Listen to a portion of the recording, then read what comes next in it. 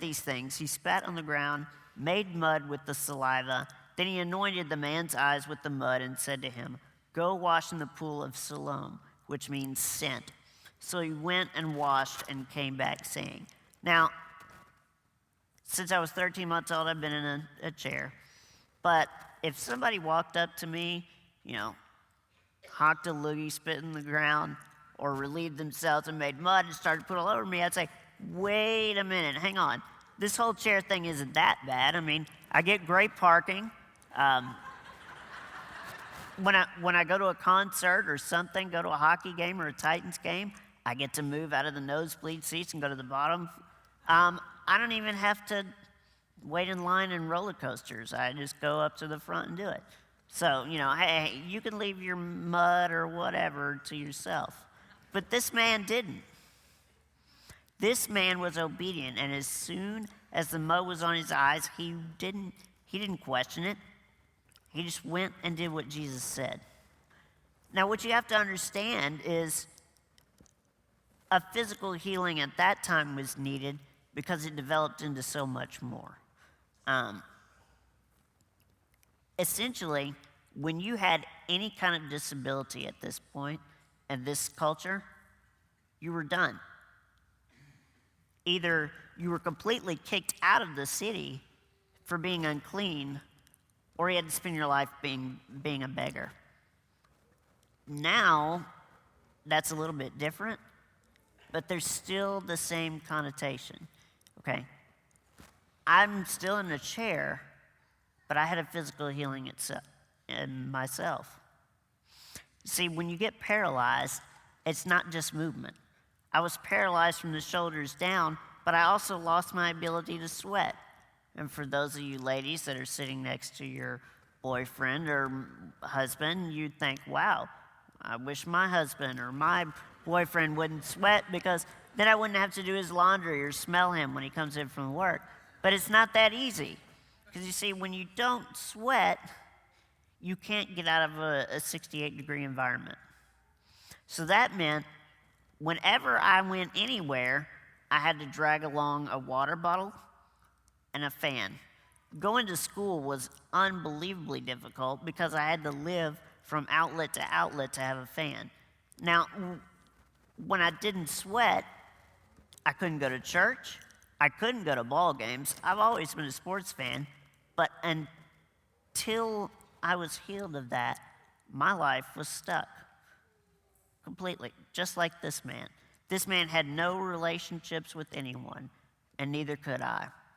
One summer night, I came in from playing outside late, and I remember being really overheated, and that can be very dangerous. And Mom noticed that my shirt was wet on my stomach and on my back. And she said, "Who sprayed you with water?" And I said, "No one." We finally convinced the doctor to take me through a sweat test.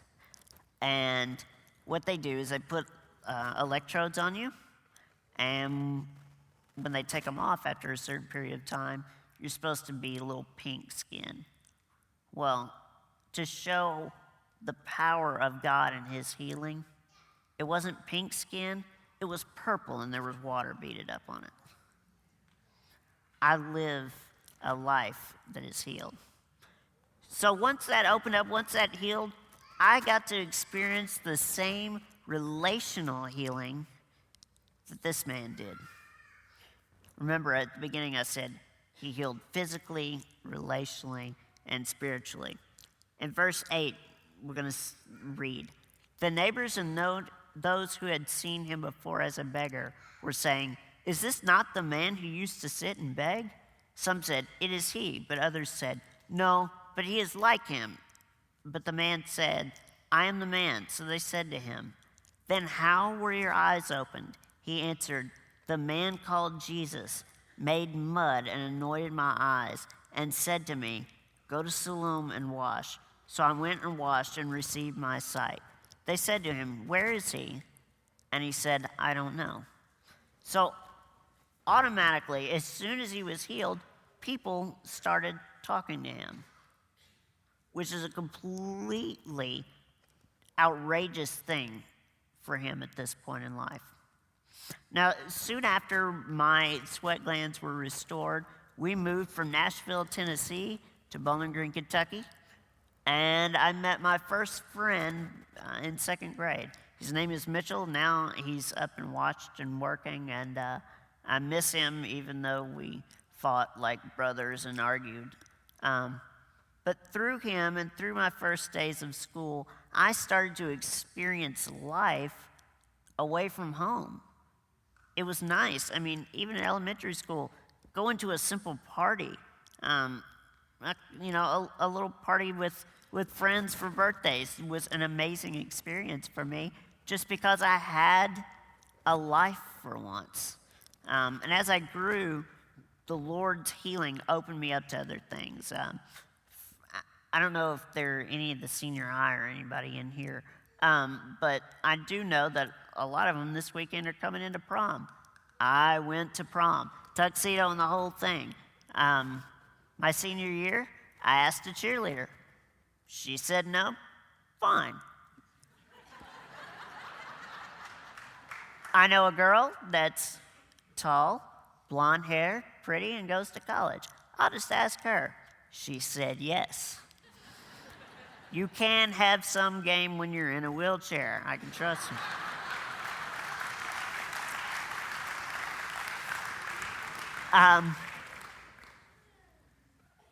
But I also not only experienced the fun things, but God opened me up to a place called Western Kentucky University.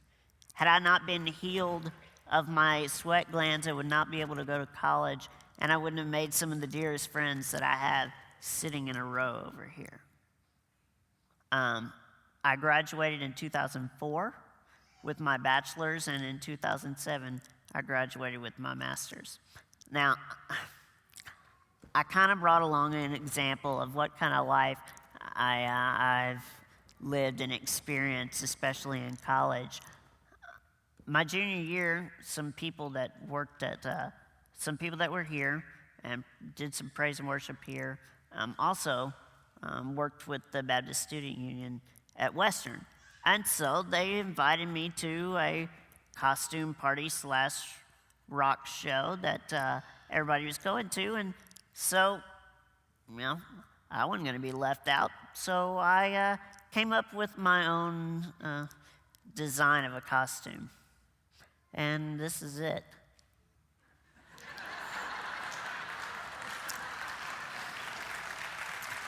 I have to thank Pastor Shane Blankenship and Pastor Eric Baker for the help in executing this. But to understand where my life went from the beginning to this point is an amazing thing. But here's the biggest issue.